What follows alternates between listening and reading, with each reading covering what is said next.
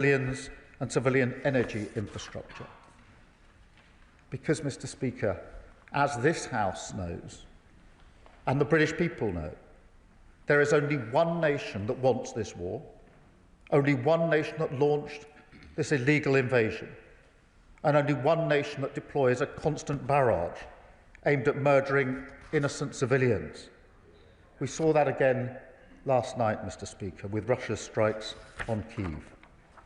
Indeed, in the last week before last night, Russia launched over 1,200 drones and over 60 cruise and ballistic missiles at Ukraine, killing children like 7-year-old Amelia, a Polish citizen, killed alongside her mother by a Russian missile in Ternopil last Wednesday, an attack that took 34 lives in total. And, Mr. Speaker, last night, as a family, we celebrated my daughter's 15th birthday. Later, I saw images on the news of a young girl, about the same age, being pulled from the rubble of a building in Ukraine, where her mother had just been killed. It's abhorrent. It's beyond belief. Yet Ukraine lives this same story every night in their cities and every day on the front line, where so many Ukrainians are killed fighting for their freedom. And, Mr. Speaker, we should not forget that Putin's aggression, his illegal actions, and his total disregard for human life has taken a huge toll on his own people. Thousands of Russian soldiers are killed every single day. 100,000 have been killed attacking Donetsk. In total, more than 1 million Russians have been killed or injured, all because of the depraved ambitions of one man. So, Mr. Speaker, we say again, this country will never falter in our support for the Ukrainian people. We will maintain a unity of purpose with our allies, and we will focus on delivering the calm, serious leadership that is needed to advance a just and lasting peace for Ukraine and indeed for the whole of Europe.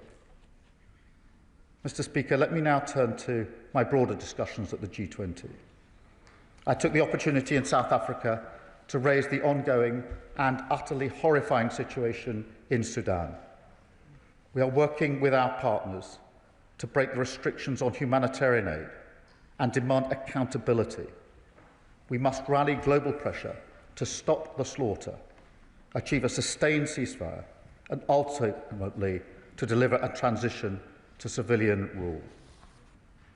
Mr. Speaker, in South Africa, I also chaired the Global Fund replenishment alongside President Ramaphosa, leading the charge in the global fight against AIDS, TB and malaria, work that has already saved over 70 million lives. Yet, Mr. Speaker, malaria still kills a child under the age of 5 nearly every minute. 4,000 adolescent girls and young women still contract HIV every week. And TB remains the world's single deadliest infectious disease, even though we've had a cure for nearly a century. So we will keep driving this project forward because it's the right thing to do and because it helps protect the United Kingdom from future pandemics and health emergencies. Mr. Speaker, a central priority at the G20 was delivering economic security and opportunity, as it is at every international meeting I attend. A strong economy allows us to be strong in the world. Economic security is national security. So, Mr. Speaker, I can tell the House we delivered for the British people this weekend, including deals with South Africa for British firms to upgrade their railways and submarines, a £370 million deal for Rolls-Royce to supply jet engines to Algeria, and a £4 billion deal with Indonesia for new ships, delivering 1,000 jobs in Rosyth, Plymouth and Bristol, and delivering, if I may say, another rebuke to all the people who prematurely wrote off British shipbuilding. Mr. Speaker, we can only achieve these things, we can only deliver for the British people by working with our partners. And I think this is a moment to raise our sights. Mr. Speaker, the House will recall that it was when the global financial crisis struck that the G20 showed its full potential, when my predecessor, Gordon Brown, marshalled a global response to that crisis to protect the savings and finances of the British people.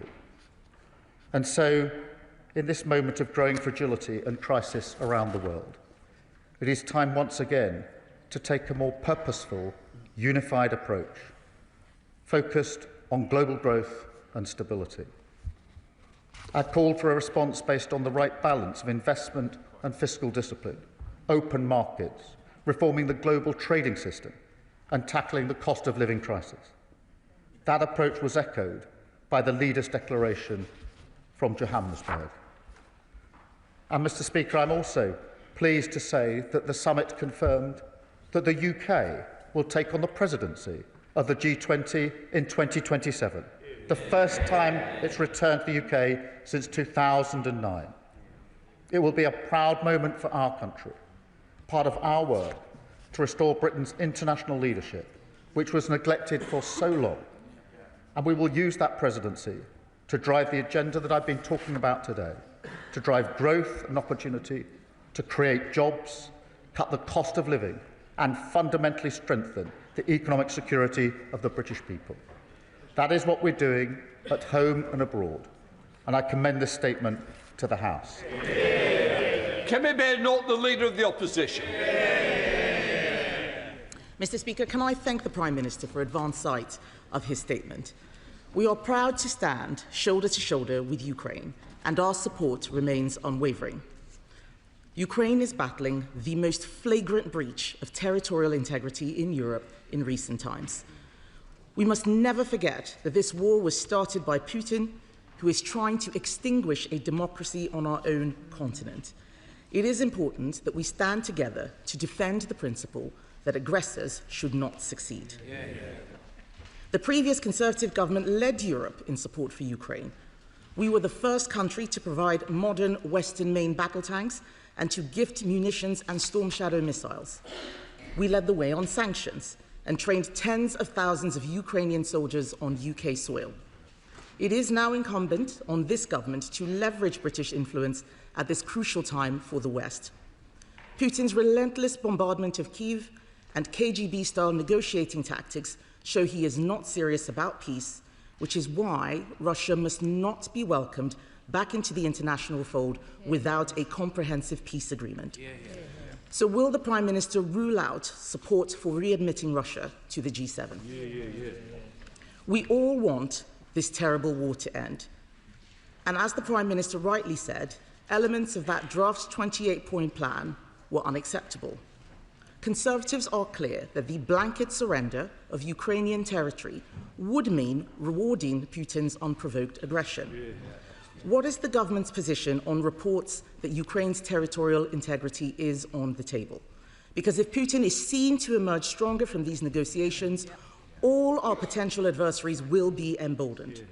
Be in no doubt, Mr. Speaker, the axis of authoritarian states is collaborating to destabilize the West, aided by China, with Iran providing weapons and North Korea providing troops for Putin. It is precisely for these reasons that the government must continue to work extremely closely with the US and to understand their objectives. Parties like the Lib Dems and the Greens, who are encouraging us to decouple from the US, are putting their anti-American prejudice above national security. But, Mr. Speaker, given that in the last fortnight the Royal Navy has intercepted 2 Russian ships in our waters, and with Russian spy ships pointing lasers at RAF pilots, it is a disgrace that Reform are still blaming NATO for Russia's aggression. Although perhaps it should come as no surprise when their former leader in Wales was sent to prison last week for taking bribes from Putin. Earlier this year, Mr. Speaker, many countries came together to form the Coalition of the Willing, pledging to strengthen support for Ukraine. Can the Prime Minister update us on the planning and readiness of the Coalition of the Willing? What is its scope and terms of mission? And what can the Prime Minister tell us about a counter-proposal that is reportedly being submitted by the EU? Mr. Speaker, to stand with Ukraine, we need to know we can also stand on our own 2 feet. Last week, the Commons Defence Select Committee warned that Britain is unprepared for a major attack and the government is making glacial progress towards conflict readiness. So it is concerning that reports indicate the MOD faces a potential budget cut this financial year of £2.6 billion. Can the Prime Minister confirm whether this is true or false? Meanwhile, the EU is reportedly demanding nearly €7 billion for the UK to buy into its defence fund. Conservatives warned that this would happen. At the time the UK-EU reset deal was being negotiated, the Shadow Defence Secretary said that Labour had given away 12 years of British fishing rights in exchange for nothing. He was right. Will the Prime Minister rule out paying the EU for access to SAFE? Mr. Speaker, it is extremely disappointing that Europe is still buying Russian oil and gas. Moscow should be denied safe harbours for its tankers and profits, and Europe should ban Russian oil and gas sooner than its current 2027 deadline. I believe the Prime Minister agrees with that sentiment. So what pressure will he put on European countries to stop them buying Russian oil and gas? Mr. Speaker, the UK's genuinely world-leading support has made a material difference to Ukraine's ability to fight back against Russia's illegal invasion. Support that I will remind the Prime Minister began under the Conservatives. Let's not forget that in 2022, Russia thought it could capture Kyiv and subjugate Ukraine within days. So let's wake up and face that threat from Russia. So finally, can the Prime Minister reassure the House that we will be boosting our own defence capabilities as well as using our influence to ensure that secure future for Ukraine? Minister. Well, can I start by thanking her for her support on Ukraine? I think it is really important that we stay united in this House. And can I readily acknowledge the role of the previous government in leading on Ukraine and, in fact, in bringing the whole House together on this issue, which it did for a number of years and allowed us a platform on which to build the support that we are now putting in place. In relation to membership of the G7, G8, look, the focus at the moment is on a ceasefire, so anything along those lines is a long way off. But you know, we have to remember that Putin is the aggressor here. He is the one who started this war. On territorial integrity, the sovereignty of Ukraine is paramount, and that's why any questions about the future of Ukraine must be determined by Ukraine. And that is why I've been speaking frequently to both President Trump and President Zelensky. President Zelensky probably 5 or 6 times in the last 2 or 3 days on a whole range of issues. Can I join her in her comments about reform? Because it is shocking that a senior official, the leader in Wales, has been jailed for over 10 years, a very significant sentence, for pro-Russia bribes.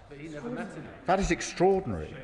And that is why I say, and I say again, there should be that the reform leadership should have the courage to launch an investigation. How on earth did that happen in their party? And what other links are there?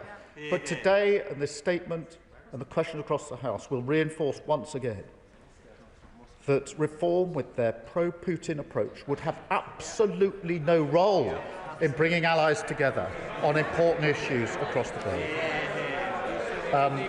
Mr. Speaker, she asks about the coalition of the willing.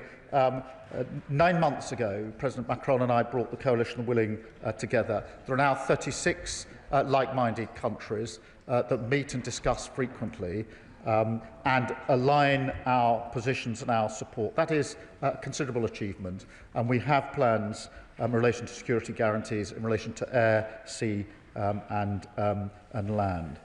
Mr. Speaker, on the text of the agreement that's being worked on in Geneva, there was an intensive discussion about this, as she would have expected at the G20, involving a number of key allies, both the E3 plus key coalition of willing allies, and the strong consensus was that we should work with the text that's in existence, unacceptable though some parts of it are, because other parts are essential, rather than a different text, and that is the process that's going on in Geneva, and I think that's the right approach. On defence spending, I've made my position clear, and it goes with the strategic review of defence as well as to how we take that forward. The safe negotiations are going on with the EU in the usual way, and one of the commitments I made in relation to our reset with the EU was that we would do it by quiet diplomacy rather than shouting from megaphones across the channel.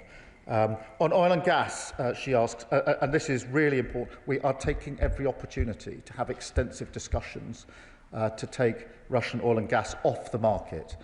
This has to be done across Europe, it has to be done beyond Europe. There are discussions I've had beyond Europe on this issue. It is vital that we press ahead, and we are doing so and taking every opportunity. But can I return to where I started? I do genuinely think it's important in this House that we're united on Ukraine. The only winner, if we divide on party political grounds, will be Putin. And I again recognise the work and the lead that the previous government took, which I was proud to support in opposition. I'm proud to take that forward as Prime Minister. I'm grateful for the support that we're getting from the opposition. Chair of the Select Committee, Dame Emily Thornbury. Mr. Speaker, can I begin by complimenting the Prime Minister on his work on the international stage? But ask him, is he aware that yesterday a statement was put out by the 22 chairs of the Foreign Affairs Committees from parliaments from across the whole of Europe, and we made it clear that we are united in the belief that Ukraine's sovereignty is not just vitally important for brave Ukrainians, but it is vital for the continued security of Europe too. And so we are very pleased to hear from the Prime Minister when he assures the House that any plan that is to be agreed will be nothing about Ukraine without Ukraine, but can he also assure the House there will be nothing about Europe without Europe? Well, can I thank her for her question, but also reassure her I did see that letter that was put out yesterday. And she's absolutely right that this conflict affects Ukraine's sovereignty, but it also affects the whole of Europe, including the United Kingdom, both in our values and our security, and materially in relation to things like the cost of living and the price of energy. Nothing about Ukraine without Ukraine, nothing about Europe without Europe, nothing about NATO without NATO are key principles that sit behind the work that we're doing. Daisy Cooper, Deputy Leader of the Liberal Democrats. Thank you, Mr. Speaker, and may I thank the Prime Minister for advance view of his statement. If this is the endgame for Putin's illegal and murderous war, then we have one chance to get it right. One chance to safeguard the future of Ukraine and one chance to safeguard the future of Europe. The stakes could not be higher. Many of us fear that President Trump is gearing up to betray the rights of Ukrainians. Ukrainians who have fought valiantly in the face of war crimes, torture and the abduction of thousands of children. The White House has tried to deny that Trump's original 28-point plan was a Russian wish list, but that is precisely what it was. We Liberal Democrats welcome the statement from the Prime Minister that Ukraine's sovereignty must be maintained. So when the Prime Minister speaks with the Coalition of Willing this afternoon, will he relay that all major parties in this House agree with him in unequivocally ruling out any proposals that limit Ukraine's sovereignty to defend itself now or in the future must be ruled out, including its right to join defence alliances like NATO? Mr. Speaker, will the Prime Minister also offer his support and that of the Coalition of Willing to join President Zelensky for any future negotiations with President Trump, so President Zelensky doesn't have to suffer the indignity of being bullied by Trump on his own once again, and so that Europe can show a strong and united stand? Mr. Speaker, the Prime Minister is absolutely right to request that Reform UK conducts an investigation into pro-Russian bribes. Can I ask the Prime Minister whether he will also then commission a second Russia report into Russian interference in our democracy? My honourable friend for Bicester and Woodstock has brought forward a bill enabling the unilateral seizure of Russian state assets in the UK. Can the Prime Minister confirm whether in his discussions with G20 partners he has secured any progress on plans to seize those frozen Russian assets, and if not, why not? Mr. Speaker, on Sudan, Will the Prime Minister use his role as the penholder for Sudan to take the lead at the United Nations to secure and enforce a countrywide arms embargo? And finally, the Prime Minister did not mention China, despite reports that the Prime Minister met with the Chinese Premier at the G20. The apparent imminent approval of Chinese super embassy would be a moment of shame for this government. So will the Prime Minister block this application and summon the Chinese ambassador to make clear that we will not accept Beijing's efforts to spy on our parliament, nor will we accept their efforts to intimidate and harass Hong Kongers in our communities? Well, can I start by thanking her for her support in relation to Ukraine support, which is important, and certainly I'll make a point this afternoon at the Coalition of Willing of expressing how united this House is in relation to the key principles. In relation to her point about President Zelensky, we are, I think, the closest ally of Ukraine in terms of respected and trusted, and that is why not only have I spoken intensively and extensively to President Zelensky over many months and years, but in particular over the last few days, a number of times, sometimes a day, including this morning, in order to do what we can to guide this into the right place. In relation to reform, I completely agree with her comments. It is extraordinary that in this chamber we're having a debate about a war which Russia has perpetrated on Ukraine, and a senior member of Reform is convicted of pro-Russian bribes. In relation to interference with democracy, it is of deep concern. On the assets, look, we are having extensive discussions about this, including at the G20 and elsewhere, in relation to what more can be done, and making progress. It's not straightforward, as she will know, but it is the subject of very extensive discussions to see what more we can do. And in relation to, well, firstly, the Chinese Premier, let me just be clear. I said hello and shook the hand of the Chinese Premier at the G20. We're in the Leaders' Lounge together, and it would have been a little bizarre and discourteous not to have done so, but we didn't actually engage in any substantive discussion. She raises the question of the embassy. That's obviously a quasi-judicial decision that will be taken in accordance with those processes. Starmer G20, Chair of the Select Committee. Thank you very much. I welcome the Prime Minister's update statement to the House, but Mr. Speaker, let's be under no illusion.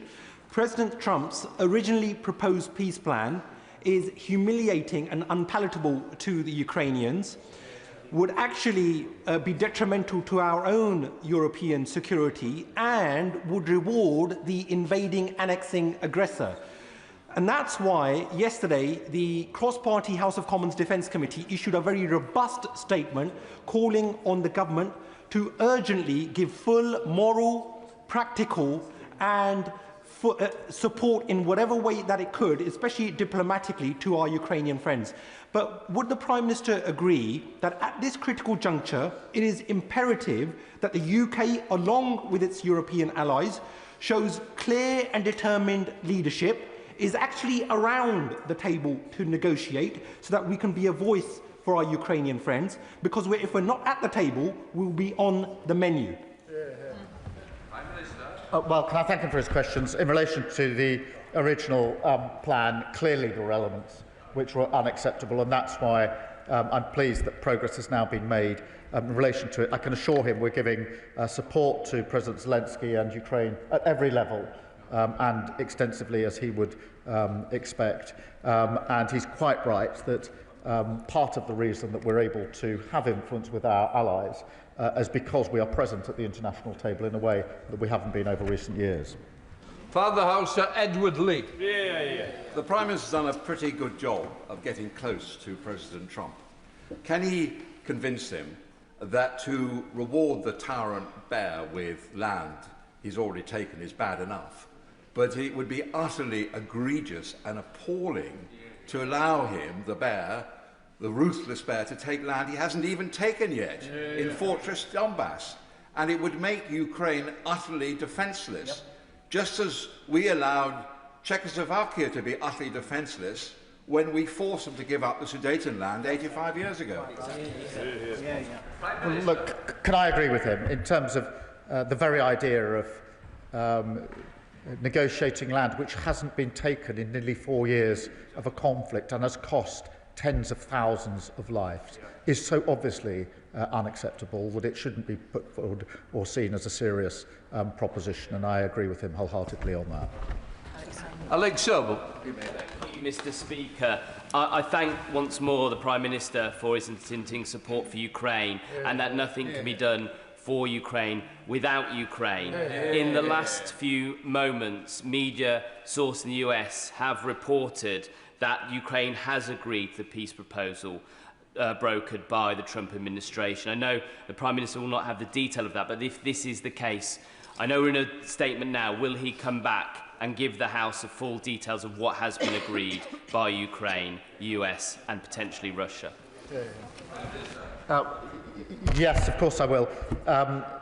From my discussions with President Zelensky this morning, I'll need to look precisely at that, but I suspect it won't be the whole of the agreement that needs to be reached, because obviously the discussions so far have been predominantly Ukraine-US. Obviously there are European elements that are important, NATO elements that are important that need further discussions, and of course none of this has been back to the Russian side yet. So I'll have a look at the report and look behind the headline. If there is anything material to report, I'll of course do it. My own sense is that it'll probably be progress on the Geneva exercise rather than the agreement of all elements. Sir John Whitting. If it is the case that Ukraine has agreed to a proposal which has been brokered by the United States, would the Prime Minister agree that if it is acceptable to Ukraine, then it must be made acceptable to Russia, and that we need to exert every possible pressure on Russia through increased military support, sanctions and use of frozen assets in order to make them accept a ceasefire? Well, I certainly agree with that wholeheartedly, and we'll see what has been. I suspect it's the version that emerged from Geneva yesterday that may be being talked about. But of course the next step is Russia, and we need to exert every pressure, whether that's capability, whether it's in relation to the assets, or whether it's oil and gas, which we've been bearing down for a considerable period of time. Stella Crease.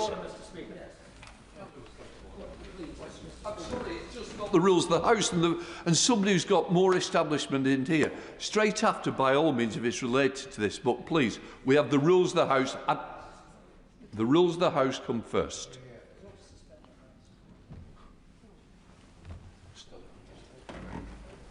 Thank you, Mr. Speaker. I think we all understand this is a breaking situation.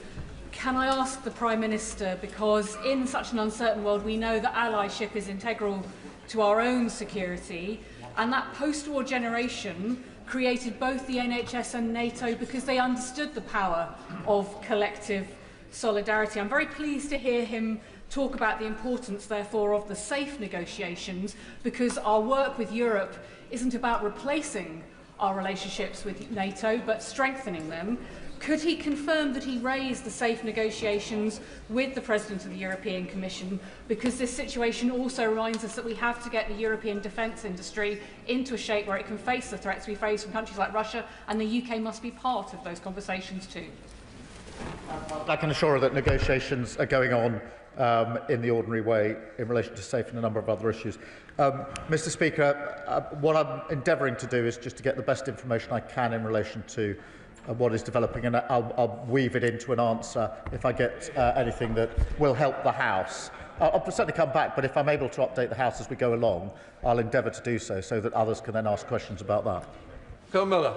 Thank you, Mr. Speaker. I welcome the Prime Minister's commitment to ensuring that decisions about Ukraine will not be taken without Ukraine and to upholding Ukraine's sovereignty. Yet we know that Russia is trying to use this negotiation to undermine not only Ukraine's but Europe's future security. So in light of the negotiations ongoing, will the Prime Minister confirm that any future deal will reject Russia's references to, and I quote, ambiguities over the last 30 years, which is code for unravelling NATO back to 1997, and reject attempts to determine which nations may join NATO or where NATO may put its military assets. Can I thank him for that? Because we must always remember this is about Europe as well as being about Ukraine, and Putin's ambitions are not limited to Ukraine, as the bordering countries are intensely aware, and therefore it is important that we see this for what it is and act accordingly as European allies. Joanna Baxter.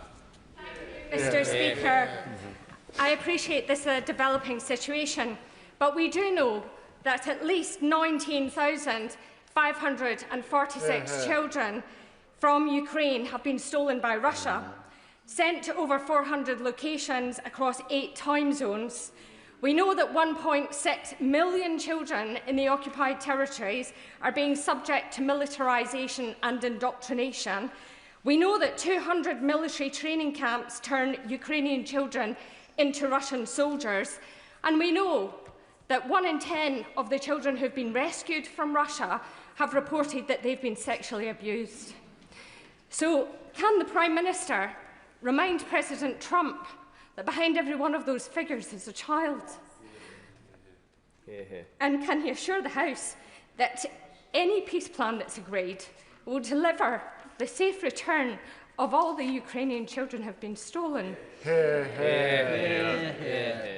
And that Russia will be held to account for the war crimes that they continue to commit? Can I thank her for her campaigning and all of her efforts to keep a constant light on this appalling situation. It is shocking that Russia is treating these children as a weapon of war, kidnapping and subjecting them to all sorts of abuse and ill treatment. And we are doing and must do everything we can to safeguard these children and to get them back to their families where they belong. Sir Julian. Thank you, Mr. Speaker. May I ask the Prime Minister to focus on the question of effective security guarantees?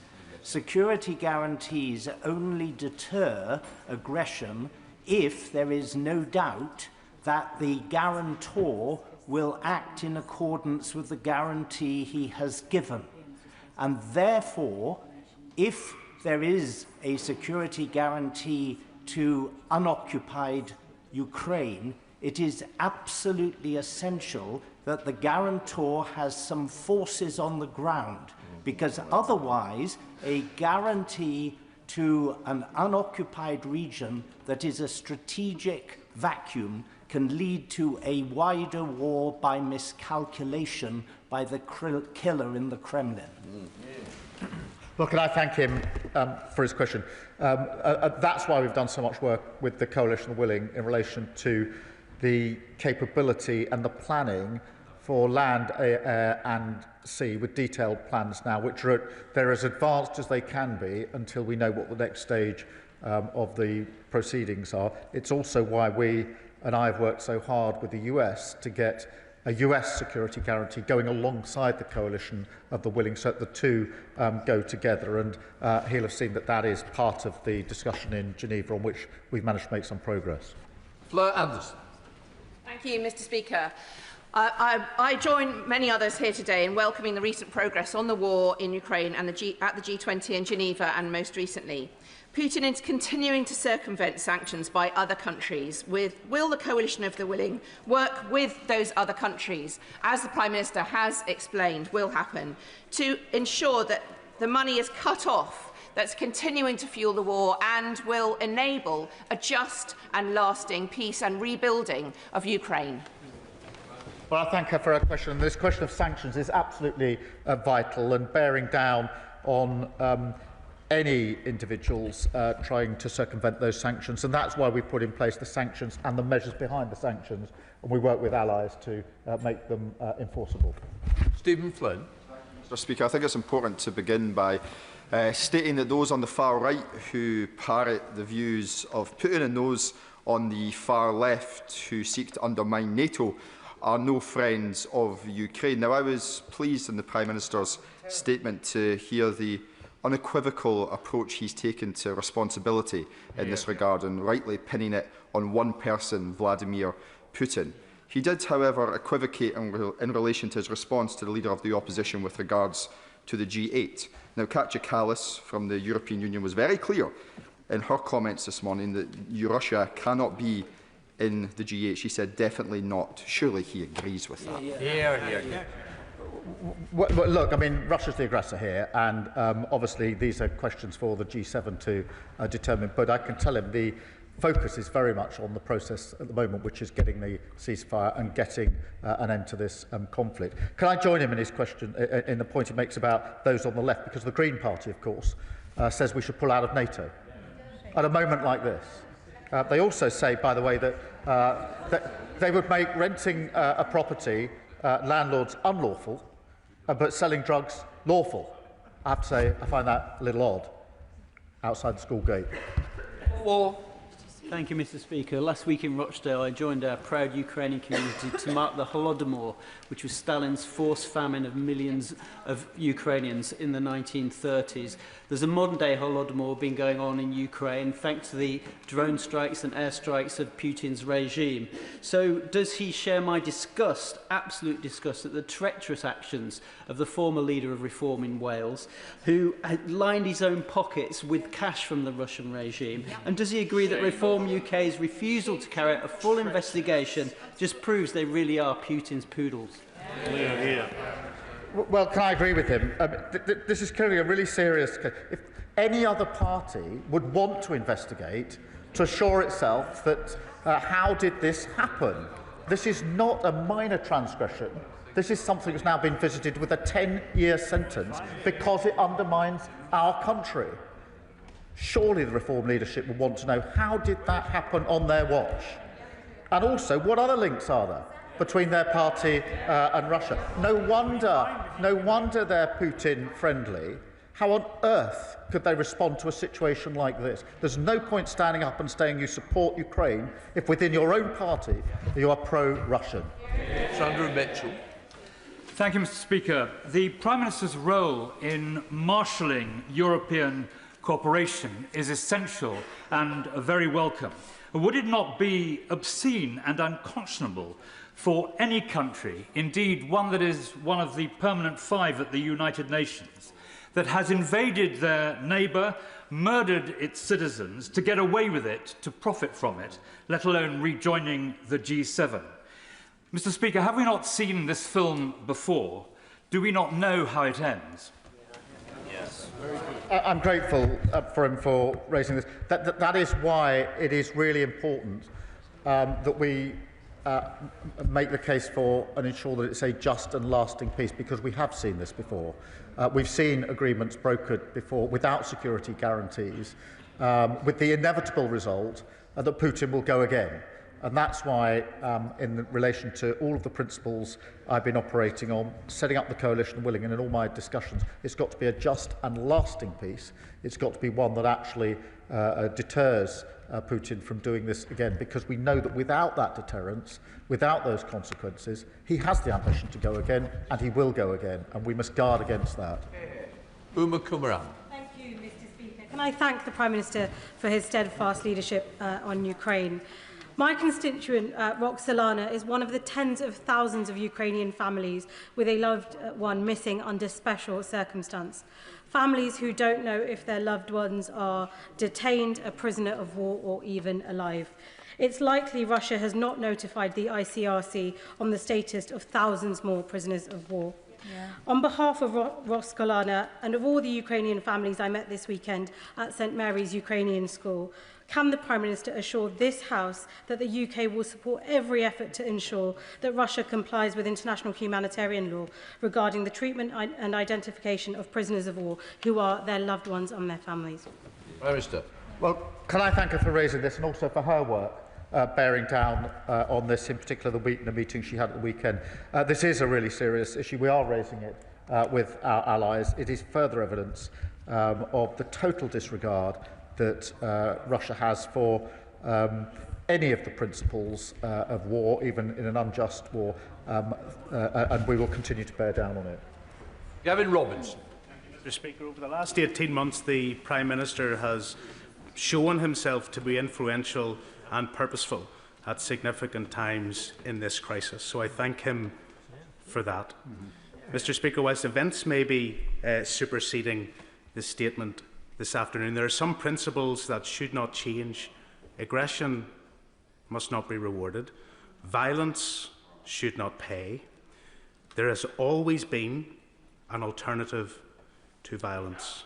But when the Prime Minister says rightly that there should be a just and a lasting peace, does he recognise that it may be difficult to sell a lasting peace to the people of Ukraine if so-called allies are forcing President Zelensky to accept an encroachment on his sovereign territory, and that those allies should be robustly defending Ukraine rather than allowing so-called friends to allow the loss of territory?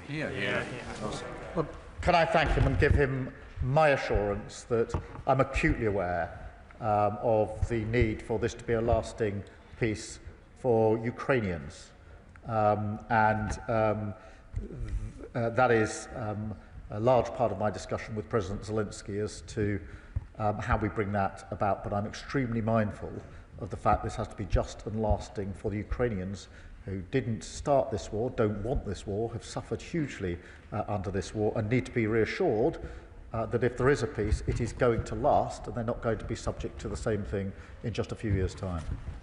Nia Griffith. Indeed, Madam Deputy Speaker. Well, I very much commend my right honourable friend's efforts to engage our allies in support for Ukraine. And does he agree that resolve, unity and support from the West is absolutely vital to give Ukraine the guarantees that it needs for a lasting peace? And how optimistic is he, therefore, about the resolve and commitment that he will secure from the Coalition of the Willing later today? Well, I'm grateful to I'm very confident about the assurance from the Coalition of Willing, because we've already agreed plans between the countries and the Coalition of Willing that are as advanced now as they can be until we know the next stage of the process. Obviously, what I want to ensure is that that is forged or welded together with US guarantees alongside of the Coalition of Willing, which will be then the strongest possible guarantees. Richard Ford. Thank you, Madam Deputy Speaker. The Prime Minister welcomed the inclusion in the 28-point peace plan of security guarantees. Point 10 of the proposed plan says if Russia invades Ukraine, it would lead to a decisive, coordinated military response. Who would coordinate that response, and what does the Prime Minister anticipate would be the UK's part in it? I thank him for his question. Without going to the details, but the plans that the Coalition of Willing have drawn up are about capability and coordination and command structures, and therefore a huge amount of military work has gone into exactly how that would operate in practice. So these aren't simply countries saying, here's some capability that I'm prepared to put on the table, as it were. They're military plans capable of being put into effect when they're needed. Joe Powell. Thank you, Madam Deputy Speaker. Can I thank the Prime Minister for all his efforts on ramping up the economic pressure on Putin, including oil and gas and the shadow fleet. On the $300+ billion of Russian sovereign banking assets in the West, we know there are a few holdouts in the European Union who don't want to mobilise this loan backed by those assets as a down payment on reparations. Could he update us on what progress has been made to get that over the line and get that money moving? Well, I thank him, and a proposal has been put forward in relation to how the assets could possibly be used. Obviously, that does require a high level of agreement by various interested parties. That's why extensive discussions are going on as to how we can make that progress. But there's no pretending that it's simple and straightforward. It isn't, but that shouldn't stop us trying to make further progress. Sir Roger Gale. Thank you, Madam Deputy Speaker. I understand that the order of the day when dealing with Mr. Trump is flattery. I'm afraid, Madam Deputy Speaker, that 42 years of experience in this House haven't yet qualified me for that level of sycophancy. The presentation of a Kremlin wish list by the White House as a peace plan is risible, something that the Prime Minister has indicated rather more elegantly than I am myself. Would the Prime Minister seriously consider, if necessarily unilaterally, ensuring that the legislation goes through so that the frozen Russian assets can be used to support the Ukrainian war effort? On the assets, I do want to make progress. My strong view is that if we're to make progress, it's better that as many countries as possible act at the same time. And that's what we're trying to achieve. If we do that, obviously, we will take whatever steps are necessary. But at the moment, my focus is on those discussions to try to progress this discussion, which has been difficult and fraught with risk, but nonetheless, there is a willingness, I think, to move forward on it. And then other discussions I had in the margins of the G20 were with countries outside of Europe to see whether they will act at the same time along with us if we get that far, because I do think it's important to do so. Alex Barris-Curtis. Madam Deputy Speaker. Madam Deputy Speaker, I'm very proud to represent Cardiff West in this place. Nathan Gill, the former leader of Reform UK in Wales, was elected to serve the people of Wales in the European Parliament. But as we now know, he served not only himself, but the interests of Russia, having admitted not one, not two, but 8 counts of bribery, and is now serving 10.5 years in imprisonment. So I know the Prime Minister will join me in condemning this treachery, but will he also join me in demanding that the leadership of Reform UK, who unfortunately typically can't be present here today, launch that independent investigation into this act of treason? Well, he puts the point very powerfully, and it must be uncomfortable to hear this for the Reform Party. This is completely undermining our national security. It can't be right for a political party represented in this House to simply close their eyes and ears to this. There has to be an investigation. There has to be a level of reassurance that there aren't other links to Russia within the Reform Party and how this came about in the first place. And so this question is very good. It should be deeply uncomfortable for Reform MPs to be sitting in this House, hearing this, knowing they're sitting on their hands and doing absolutely nothing about it. Richard Tice. Thank you, Madam Deputy Speaker. May I remind the House that last year I personally donated a 5-figure sum, bought a pickup truck, filled it with first aid supplies, and drove it with other friends and colleagues to Ukraine and donated it to the brave soldiers of Ukraine. So my support and Reform support for Ukraine has been rock solid, Prime Minister, throughout. And it is important that this House is united, which it is, Madam Deputy Speaker. And last week, when the 28-point plan emerged, we rejected it immediately. Just yesterday, Prime Minister, I was with a Ukrainian delegation, and we were talking specifically about the leverage that the European nations has with regard to the frozen assets, the majority of which, of course, are here in Europe. So would I urge the Prime Minister, amongst all of the noise, to utilise that leverage, because that, I think, is one of the most powerful negotiating points that the West has against the vile dictator Putin. Well, Mr. Speaker, he could have stood up and said that Reform's seen sense and decided they will have an investigation in relation to what happened in this bribery case. And I don't doubt that he drove and personally committed in relation to support. But the simple fact is this: you can't be pro-Putin and pro-Ukraine. You have to decide between the two, and Reform is pro-Putin, and that is why they undermine. Well, they've just been convicted, a 10-year sentence for bribe for what? Taking pro-Russian bribes. It couldn't be clearer than that, and an unwillingness to say we need to investigate how on earth that happened. Can he not see the inconsistency in what he's saying? Rachel Maskell, and then I'll be calling Steve Darling. Thank you, Madam Deputy Speaker. It is feared that the brutality in El Fasher will only intensify and also spread to Tooele and beyond if international action isn't convened and focused on the resolutions that are needed, not least to stop the incursions with drones supplied via the UAE and mercenaries as well. Could the Prime Minister say more about what happened in South Africa to put that focus which is necessary, and what the next steps are to stop the expansion of the atrocities we're witnessing in Sudan? Can I thank you for raising Sudan, because what was an appalling situation is even more appalling over recent days and weeks. And we discussed it pretty extensively in the G20 and support the work that the Quad is doing in relation to this. And that is aimed predominantly at a ceasefire and the provision of humanitarian aid. This is the worst humanitarian situation in the world, and bringing about a better resolution. Madam Deputy Speaker, can I just do my best to update the House in relation to the news? As I understand it, and this is coming to me secondhand, so I'm not, if this turns out to be not entirely accurate, I hope the House will forgive me. I'll come back and correct the record. But my understanding is this is not a new agreement.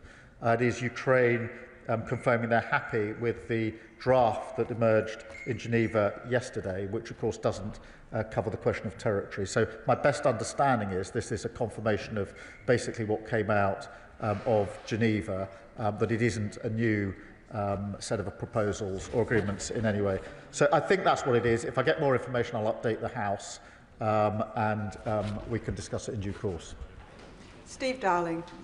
Thank you, Madam Deputy Speaker. The Prime Minister talks of having extensive discussions about limiting the export of oil and gas from Russia. This is the engine that is driving the machine of the war effort from Russia.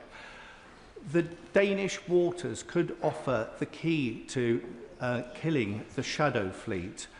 With an international convention regulating the shipping going through those straits, that would stop the shadow fleet and stop a significant part of this shadow fleet activity supporting Russia. It would also drive environmental support for this area with the stronger regulations with this convention. What consideration has the Prime Minister and his colleagues given to this? Can I thank you for raising this, because how we deal with the shadow fleet is something we discuss regularly, and Danish authorities can do a lot and do a lot in their waters, as do Norway and other countries in the region, and we are looking at what further we could do in relation to the shadow fleet, because his underlying point is hugely important, which is the oil and gas are fueling Russia's aggression here, and that's why we need to ensure that oil and gas is taken off the market. That can only happen if we deal, amongst other things, with the shadow fleet. Graham Downey.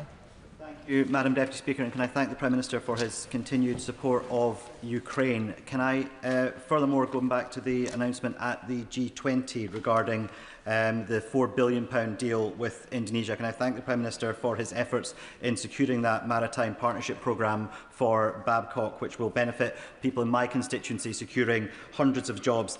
Does the Prime Minister agree with me that that is testament to the skills and experience of the workforce at Rosyth, and will he continue to do everything that he can to support shipbuilding in Scotland and at Rosyth in particular?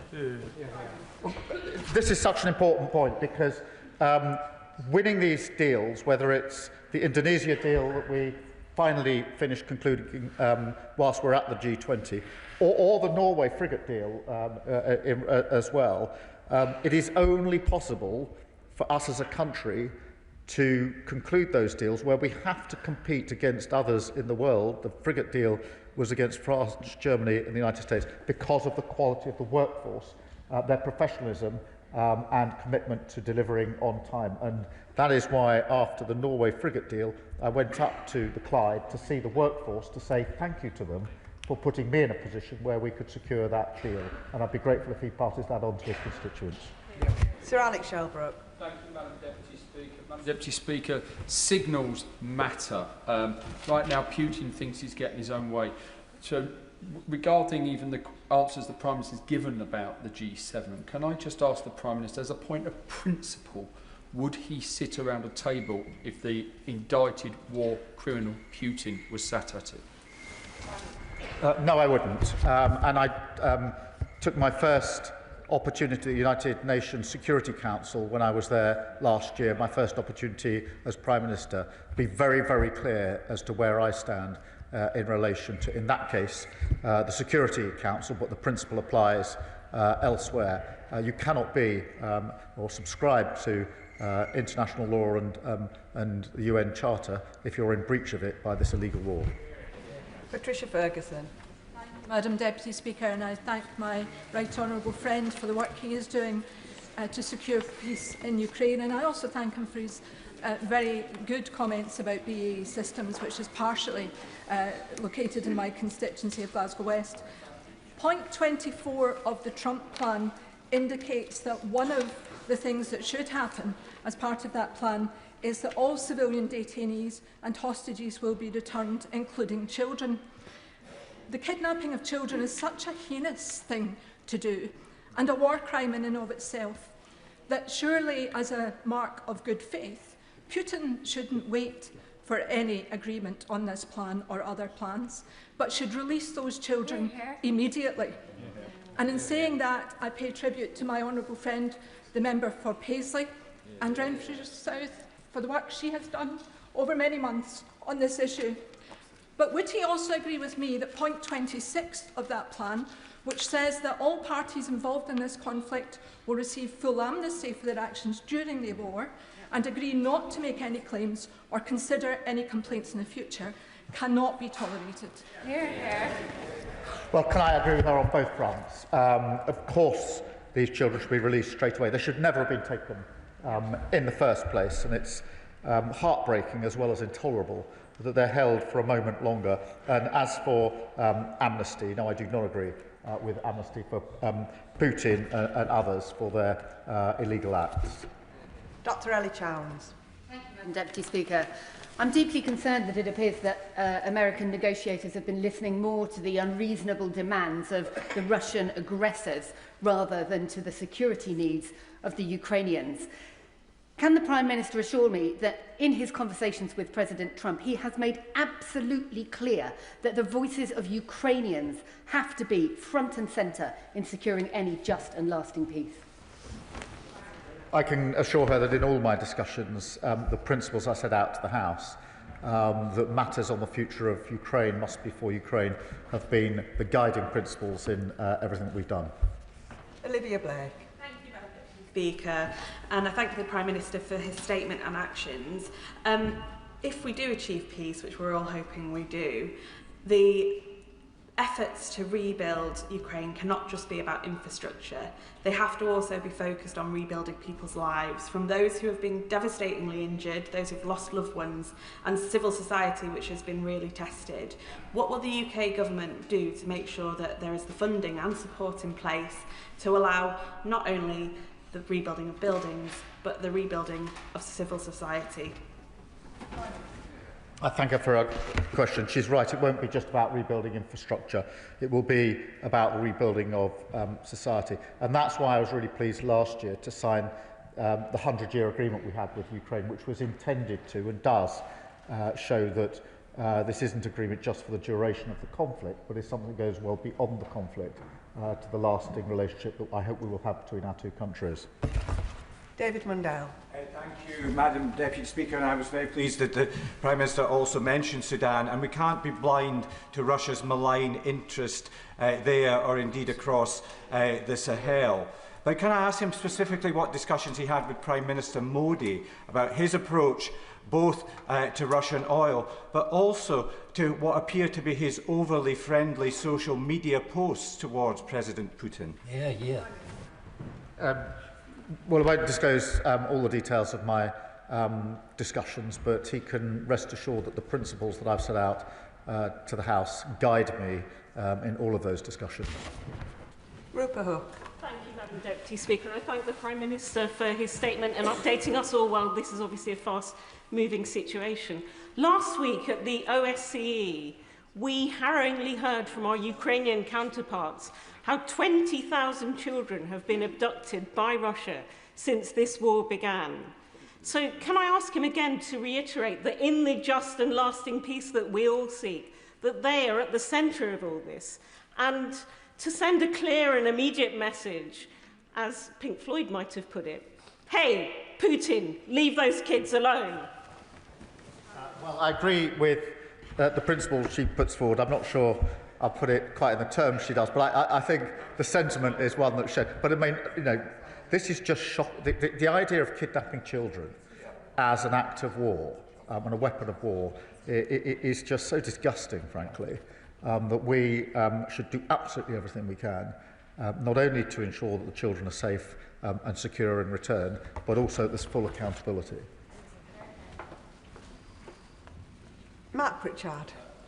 Madam Deputy Speaker, can I thank the Prime Minister for his statement? But if I may, just sort of, Madam Deputy Speaker, caution the Prime Minister. I understand that the reports that were referred to by the Honourable Member for Leeds North West are a single source US official, unnamed, and I just think that we might be falling into a trap here that others want us to fall into, and that is bouncing the Ukrainians ahead of an arbitrary deadline of Thanksgiving Day. So I think we need to ensure that officials and all of us are able to verify sources and corroborate, even if they are reported in the mainstream media and repeated in the United Kingdom. So therefore, Madam Deputy Speaker, I'm still allowed, I believe, to ask the question, what reassurance can the Prime Minister give the people of this country, and indeed Ukraine, that President Trump's very bad 28-point plan is not now replaced by a bad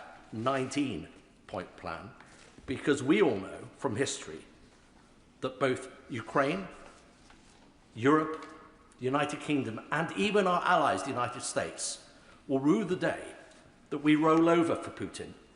Because if we reward the aggressor, we know that history tells us they come back for more. Well, can I thank him? And my instinct is with him on the breaking news. I spoke to President Zelensky about 4 hours ago, and I've obviously spoken to him extensively, so I've got a pretty good sense of where he's at on this. I'm intending to speak to him again this afternoon, but I think... I'm sorry? Well, my instinct is that this probably isn't anything of greater significance than what was coming out of yesterday. If it is, of course, I'll make another statement. But I spoke to him this morning and got a very clear sense of where he's at. I'm intending to speak to him again this afternoon. We've got the coalition of willing. If there is anything, I will, of course, update the House. But he's right to caution the underlying point he makes, which is that we must hold to the principle that matters about the future of Ukraine are for Ukraine. And that means we must be engaging as extensively as we are with the President and the Ukrainians to make sure that every step of the way we are taking into account in a practical sense that matters for Ukraine must be for Ukraine. That can only happen if we're talking to them in the way that we are. Peter Swallow. Thank you, Madam Deputy Speaker. May I refer members to my register of interest and thank the Prime Minister for the leadership he has shown on Ukraine. Madam Deputy Speaker, Year 6 students from St Margaret Clitheroe School in Bracknell have written to me to express their deep concern about the ongoing crisis we're seeing in Sudan. So can I thank the Prime Minister for his leadership at the G20 on this conflict and ask him what message he has for St Margaret Clitheroe students who are concerned about this deep tragedy? Well, can he please pass the message back to them to say thank you for raising this? It is important that they've done so, and the fact that they raised it with him means it's been now raised through him on the floor of this House, so they're directly inputting into our democracy and accountability, and assure them that we are working with partners to bring about an end to the appalling situation in Sudan, the biggest humanitarian crisis in the world, and not just of recent days and weeks, but for a very long time, just simply worse and more intense, and that if we could reassure them we're doing everything we can with partners to bring an end to this awful situation, and thank them for their input. Claire Young. Thank you, Madam Deputy Speaker. The Prime Minister referred to Putin's barbaric attacks on civilian energy infrastructure. What discussions has he had with his G20 counterparts about learning from Ukraine's experience to protect energy supplies and infrastructure from Russian hostile action? Well, firstly, thank her for raising this, because the attacks on the energy supplies are intended to inflict damage on civilians in Ukraine, as it does on a regular basis, particularly as we go into the winter. We're doing two things. We're working with the Ukrainians on what more support we can give to them to safeguard their energy supplies, but of course with allies we're looking at where there are any issues that we need to address in relation to any vulnerabilities that we may have. Laura Kirk-Smith. Thank you, Madam Deputy Deputy Speaker, and I thank the Prime Minister for his updates on the G20 and in particular for his commitment to the Global Fund, which I think we should be really proud of. I was also very pleased to see Sudan referenced in the joint declaration of the G20 leaders. As the Prime Minister has said, it's the world's worst humanitarian crisis, but we're also seeing appalling accounts of war crimes. So can I ask what more the Prime Minister will now do with global partners to secure a ceasefire, protect civilians and hold the warring parties to account for their crimes? Well, can I thank her for a question? In particular, the Global Fund is so important. She heard the statistics that I went through. In relation to the wider situation, the focus is very much on a cessation of hostilities and humanitarian support, which is desperately needed. Sir Bernard Jenkins. Thank you, Madam Deputy Speaker. Does the Prime Minister agree with many assessments that make clear that Russia is actually in a far weaker position than President Putin pretends, so long as we continue to support the war effort in Ukraine? But that also depends upon us developing more independent, non-American capability, and the best way to do that is to fund the Ukrainians to develop their own capabilities so that they can continue to defend their own country. Well, can I thank him for that, because it is important that we make clear that Russia is in a much weaker position than they pretend, and we should always remember that the early briefings and intelligence in relation to this conflict were that Russia would achieve its end in a matter of a few weeks at the very beginning of the war. Here we are nearly 4 years in, and because of the fearless defence of the Ukrainians, supported by others, that hasn't been the case. Secondly, in relation to the damage to their economy that sanctions and other financial issues are having, that has done real damage if you look at the inflation rate and the impact on their economy. But his central point is really important because the plans of the coalition of the willing are premised on Ukraine having the capability that it needs, around which the plans that we've put in place would operate, not as a substitute or as an alternative, but actually based on Ukraine having the ability and capability within Ukraine to do what it needs to do to safeguard and self-protect. Catherine Atkinson. Thank you, Madam Deputy Speaker. Trains, planes and submarines. The Prime Minister put the pride of Derby manufacturing front and centre of his G20. Millions saw him on a train made in Derby, halfway around the world in Johannesburg, showing the world what our city is famous for. Will he tell us more about what the deals he secured means for my constituents who work at Rolls-Royce and in the rail sector? And will he continue his focus on winning international deals for more high productivity, high skills, high wage jobs?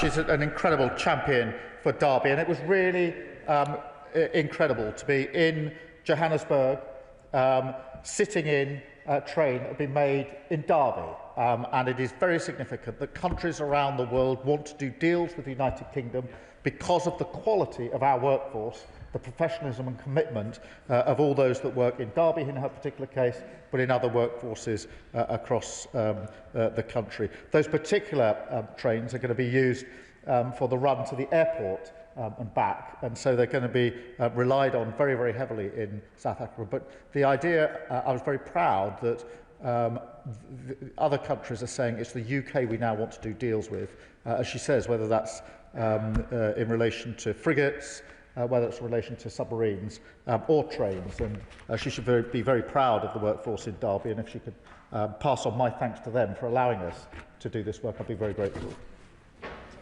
Anne Davies. Madam Llefarydd, and thank you, Prime Minister, for your statement. It's reported in the draft deal notes that it is expected Russia will not invade its neighbours. It's not expected is wholly inadequate when we cannot place our trust in the words of leaders such as Vladimir Putin. What steps is the Prime Minister taking to ensure that this agreement includes clear, enforceable safeguards, and what measures are being implemented to strengthen the UK's resilience against Russian interference?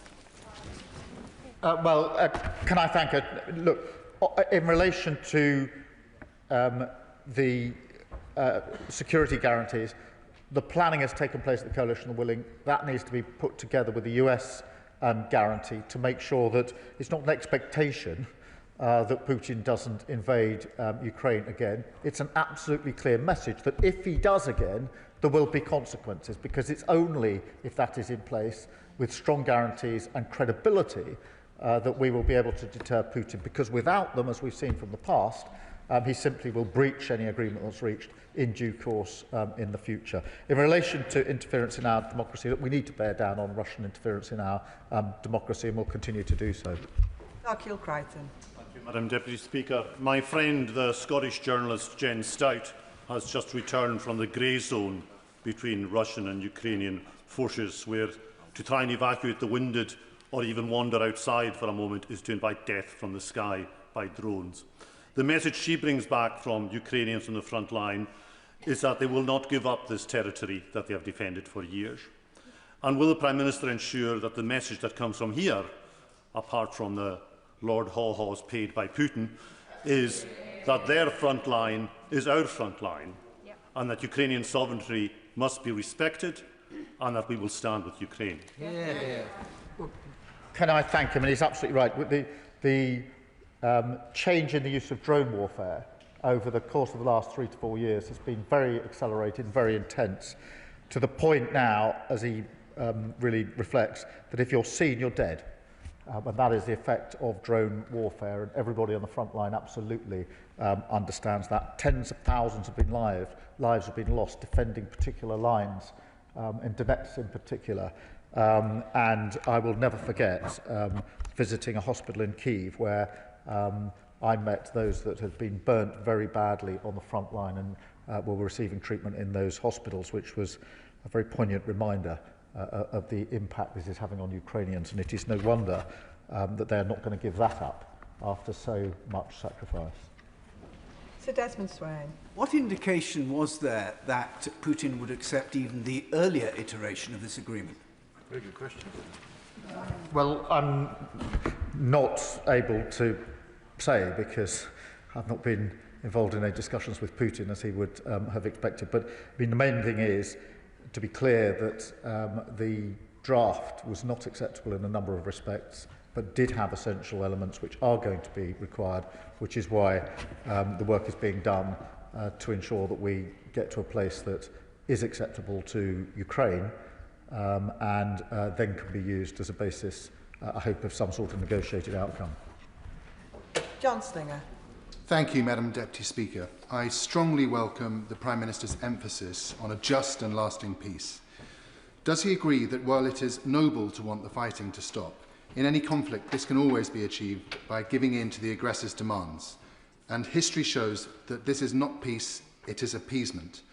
Does he further agree that Ukraine must not be forced to give up its territory and long-term security needs, not only for their defence, but because this would weaken the very principles of sovereignty and the rules-based system, endangering us all? Can I agree with the principles he set out and assure him that I'll make the point at the meeting of the coalition this afternoon that I always make when we meet, which is, whilst we are working for peace and trying to put in place security guarantees, we must not let up on keeping Ukraine in the fight now. It is a big mistake, and I do worry that because of the hope of peace, it is always possible that the focus goes off the fact that Ukraine needs support now to stay in the fight, and we must never lose that focus. Robin Swan. Thank you very much, Madam Deputy Speaker. The Prime Minister's statement says that Putin continues to seek to undermine our security. So when a deal is done to the satisfaction of Ukraine, can the Prime Minister give this House an assurance that the defence and the preparations for our security against Putin, because he won't give up, will continue in regards to the work that we continue to do? I can give him that reassurance, but I'll give him the reassurance that we won't wait until there's some agreement in place to ensure that. We're taking those measures now.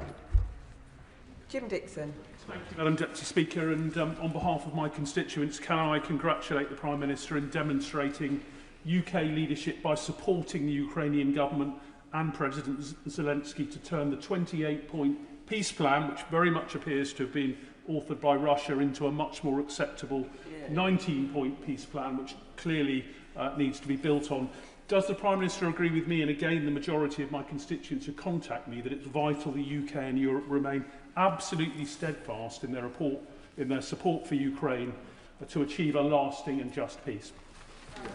Well, I do agree with him and his constituents, and we are doing everything we can to ensure that. It is remarkable that through the coalition of willing, which is mainly European countries, but not just European countries, Japan and Canada and Australia were centrally involved in our discussions over the weekend, there's been such a singular purpose in supporting Ukraine. Ben Oxyjector. Thank you, Madam Deputy Speaker. And I appreciate that this statement might be being outpaced by events outside of this chamber. But negotiating this peace deal with Russia seems to be at odds with nearly 4 years of steadfast military support. The overriding message is that the rules-based order means nothing, that we'll acquiesce to countries that breach sovereign borders and actions no longer have consequences. The Prime Minister may as well be waving a piece of paper at Heston Aerodrome. The message this sends to our adversaries, and specifically the message it sends to China, is that the West will be too weak to take action if China invades Taiwan. He mentioned earlier that Russia will face consequences if it invades again. So when he says a just and lasting peace, what consequences will Russia face for their current actions, or can they act with impunity? We had a pretty good tone up until now, but I'm not here waving some piece of paper. I'm working with Ukraine to try and bring about a just and lasting peace for them, and with other countries. We all want a just and lasting peace. It's not just going to happen if we don't have negotiations. So we have to have those negotiations with clear principles about accountability and with very, very strong security guarantees. But he's really not doing this House a service to undermine a really serious effort by international partners to bring about a just and lasting peace. It's very easy to speak in this House. It's much harder in practice to negotiate an end to a conflict on just grounds. We will do so, as we've done so from beginning to end, as the last government did, in all fairness, by being clear that we are the closest ally of Ukraine, the most supportive country, and I'm very proud that that's the approach we've taken in this House. Jonathan Brash. Thank you, Madam Deputy Speaker. The Prime Minister rightly said in his statement that Putin continues to seek to undermine our security. Efforts that were aided and abetted by Reform's Nathan Gill when he took Russian bribes. He is a traitor to this country. Can I ask the Prime Minister how plausible he thinks it is that that would be an isolated incident? And does he think that Reform's refusal to investigate their own party and find out how many more Putin puppets and traitors lurk there tells its own story? The way I would put it is this: if the leadership of Reform were confident that there are no other pro-Russia activities and links in their party, they would surely want to have the investigation. The very fact that they won't look at this tells me that they're not confident of that and they don't want any of us to know about it. Madam Deputy Speaker, will the Prime Minister reassure my constituents in Yeovil that he will oppose any peace deal that rewards Russia for its aggression, whether that is carving up Ukraine's territory or allowing Russia to join the G7, because if Putin gets what he wants, this will never end? Well, I can reassure his constituents that we'll absolutely fight for a just outcome and a lasting outcome, and he can tell his constituents that we're working very, very closely with the Ukrainians on this, as we've always done, supporting Ukraine for as long as they may need. Chris Spence. Thank you, Madam Deputy Speaker, and I thank the Prime Minister for his statement today and his continued leadership on a global scale, but particularly in terms of Ukraine. Can I also welcome his statement with regards to the investment this government is going to put into the Global Health Fund? And I absolutely recognise the importance of tackling HIV, tackling malaria and tackling TB. But can I put a personal plea in for my Harlow constituency, Anne Strike, a Paralympian and a polio victim, to continue to lead on the world stage in the eradication of polio? We are so close, but global conflicts like Ukraine obviously meaning that we're seeing more incidents of polio in future. He's a proud champion for Harlow, and I'm very pleased that he's raised polio in that context and linked it to his constituency, because we mustn't lose sight of the devastating impact of polio, of HIV, of AIDS and TB, and they're having a devastating effect across the globe, and they are a threat to us as well if we don't act. Dr. Danny Chambers. Deputy Speaker, I thank the Prime Minister for his reaffirming his commitment to the Global Fund. I actually secured a backbench business debate about that last week, so we really do appreciate that. The Army Training Regiment in Winchester trains about 20% of new recruits, puts them through the basic training, and I was actually there last week at the Passing Out Parade. It is scheduled to close next summer in 2026, and the replacement facilities in Perborough are not due to open until 2030 at the earliest, although we've heard that's going to be delayed. Will the Prime Minister review this decision? Because a 4-year gap between one facility closing and another opening when we're rightly trying to increase troop numbers doesn't really make sense to anyone. Can I thank him for raising that issue? And I haven't got the details to hand, but what I will do is make sure that in written form I get him a full answer in relation to the points he's raising. Sammy Wilson. Thank you, Madam Deputy Speaker. And I know that many of the Ukrainian refugees in my constituency have welcomed the continuity between the previous government and the current government and its support for Ukraine. President Zelensky is under great pressure at the moment from some within the American administration to accept an unreasonable deal. And will the Prime Minister assure us that he will give his commitment to the President of Ukraine to ensure that he does not have to give in to the unreasonable demands of land surrender, of restricting the ability to defend itself in future, and also Russia not paying for the crimes which they've committed in Ukraine. It's important for Ukraine, but it's also important to send that message out to Russia that we will not reward the aggressor. Well, I agree with him, and I give him that reassurance, and that's why we're working as closely as we are with the Ukrainians, particularly the President, but at all levels. Vicky Slade. Deputy Speaker, can I refer the House Register of Interest as a host of a Ukrainian? Given the growing instability around the world, the absence of the US President at G20 and COP30, how will the Prime Minister use the close relationship between the UK and America to ensure that Trump doesn't undermine the ability of global partnerships and agencies to keep us all safe from all types of problems ahead? Well, I'm grateful to her, and it's very important that we make the case for multilateral work across the globe, whether that's G20 or COP30, and we will constantly make that case because it's very important for a rules-based system across the world, of which the UN is one, and the principles of war are another, but it is also in our own interest as the United Kingdom. Jim Allister.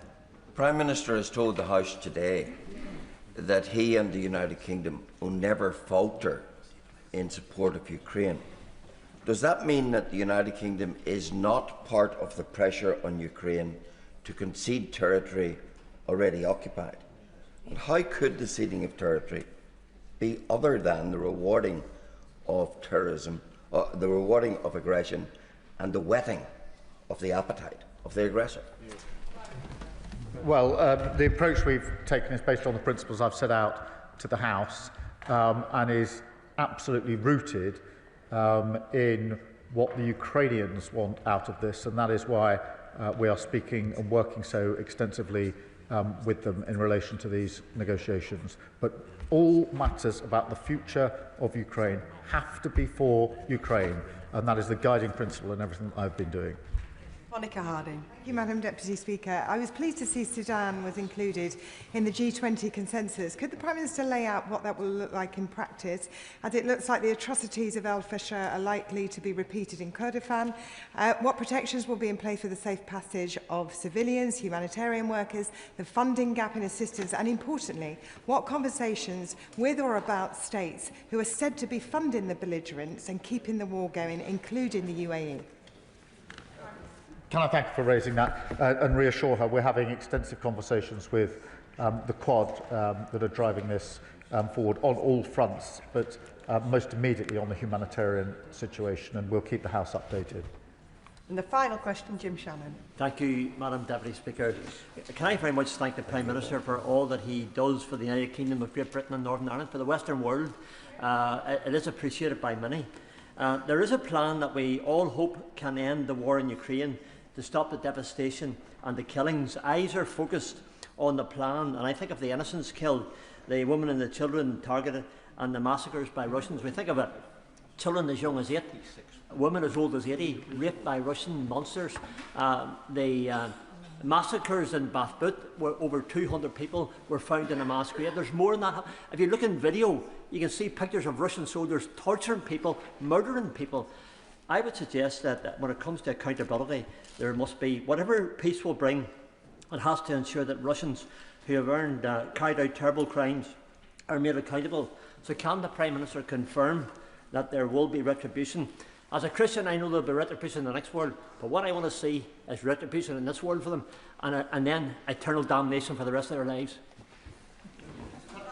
Thank you for raising that, and it may be the last question, but it's a really important one in terms of the atrocities and the impact that this has had on all Ukrainians. And I remember in the early days of the conflict seeing the images of civilians handcuffed and shot in the head, laying in the streets just outside Kyiv.